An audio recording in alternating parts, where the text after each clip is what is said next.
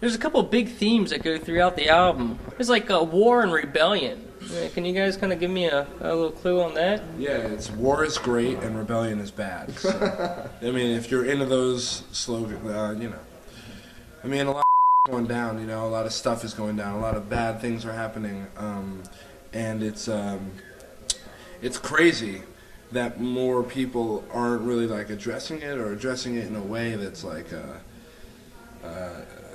tasteful, or I don't know, you know. We just wanted to, I mean, we couldn't not talk about those things because they were happening, you know. I mean, we're talking, Home for an Island's kind of like a post 9/11 song. We played it the first day the U.S. went into invade Iraq again, and you know, for obviously, you know, ridiculous reasons, you know, other than, I mean, it's obviously about oil, and so, you know, we just, I mean, our producer was right there with us about that, Ron, you know, he was like sitting there yelling, you know, sitting there yelling, like, you understand, man? Like, you know, I mean, he was down with us, so, I mean, the themes are there because the themes are real and the themes are running through the fabric and electricity and blood of our society every day. There seems to be a feeling of a separation from society, and some of the songs gave you a feeling of something almost guerrilla, like a soldier. Tell me again where you say, I feel like a soldier but look like a thief. There's like a real big sense of kind of disconnection there. Yeah, that's actually a Joe Strummer lyric that is somewhere, I think it's on that song Revolution Rock on Lone Colin. It's like, but he just kind of like yelled it out. It's not, I think, in the lyrics, you know. It's just like something that guy, like, he would just spit things off the cuff, you know. And he goes, "Feel like a soldier, look like a thief," you know, like kind of in the background. I was like, that's, gotta give him props for that, you know. So gotta bring that one back around again because that's a beautiful thing to say, you know. Feel like a soldier, but I look like a thief, you know. It's like how people perceive you, you know. It's cool. Especially people like us because, you know, we look. You know, we go into the hotel at like 2 in the morning, and they're like, I don't think we have any rooms, you know, but we have more money in our pockets than anyone else because we just played a kick-ass show down the street. Headlining show, you know. You know, and then people are stealing our equipment because we got such cool stuff. No, I don't. I'll drop it about the van. Y786VJ. Keep an eye out for it near our plates. Now, we were talking shortly before we came on camera and everything about the South by Southwest tour.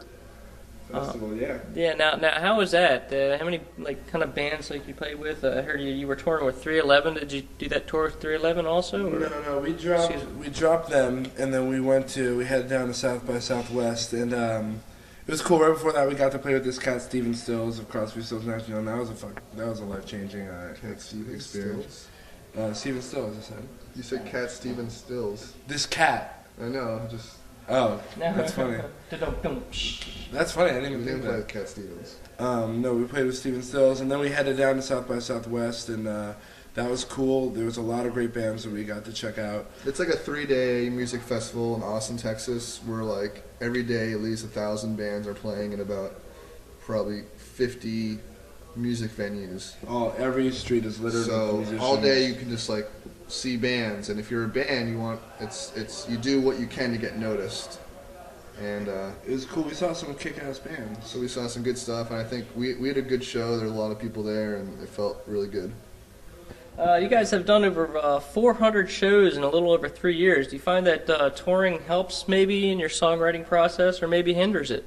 I think it helps it. I mean, I think our sound grew a lot because of our road warrior-esque-ness. You know, it's like we turned into the band that we are because of the other bands we played with in the band that we are, and jamming and being out there, you know, and really working for it, you know. I mean, if we hadn't toured, we wouldn't be as tight, and I don't know what the songs would have been like. The sound of the album Home for an Island is a reflection of all of that touring and playing so many shows together. I think, you know, that's how we got to that level of, you know, that sound.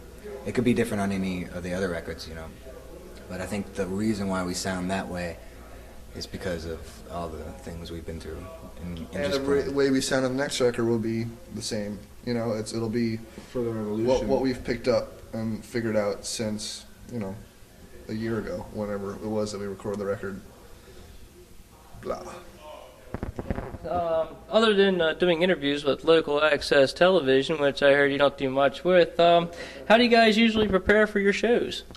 We like to hang out, have a laugh backstage. We've been having a friend of ours on tour named Steve, who's in Steve Borth, who's in a band called the Arc. Steve Borth II, who's in a band called the Arcs Bandits, who we love jamming with, and he loves jamming with us. So we just really to prepare for a show, we've just been on this tour. It's really just been laugh factory, just kind of hanging out, kicking it. Yesterday we got to play ping pong and go in a sauna. Yeah, yesterday the club was tight, man. They had sauna, jacuzzi, shower, ping pong, pool, video games, basketball, catering. Wow, got a little bowling alley underneath in there. Yeah, that's all they needed. I complained. I filed a complaint. Do you have any advice for any up-and-coming bands who are out there and trying to make it like you guys? Ding. No matter what you think of how good you are together, you just got to start playing shows. You got to start, you have like 5 songs and maybe 4 of them suck, and the bass player can't play. Not him, he's great. But you just got to like my friend, she's in a band and she just wants to play, and like the guitarist is like, "Oh, we're not ready. We got to get these samples ready and find Joe Cool, and just get your act together and just start playing shows. You'll get so, one of our producers on the last record said every show is equal to like 5 rehearsals, which I think could even be more on tour. Very true. And you just gotta play. Because you're getting nervous as hell, and then you gotta. And you step it up in adrenaline. The first time you play a new song live, you're trying so hard, and you'll walk off stage drained, but it's really, you just gotta play. That's all I can suggest. Play. Just keep playing. All right, well, Let's do it. just do it. Not the Nike one, the funny, The Gunner way. the funny Ben Stiller do it voice, Ross Peterson voice. Well, you guys are getting ready to go up on stage. You guys are playing tonight. Who are the other bands you're playing with? We're playing with a band called. We're playing with The Exit only. We're headlining. We don't plug other bands. No, we're playing with a band called Straight Light Run and a band called Spill Canvas. Cool deal. Well, it was nice here wrapping off with you guys. You're getting ready to go up, and like to wish you luck. Yeah. Break a guitar, kill your strings, smash your drums. Okay. You know how it is, Well, half the man. equipment we're using isn't even ours because we don't have any, So we'll have them talk to you about it afterwards. That's it. I'm out there. I'm the music police. Woo! But anyway, guys, it's been great. Thanks a lot. Yeah, man. I do this. Ching.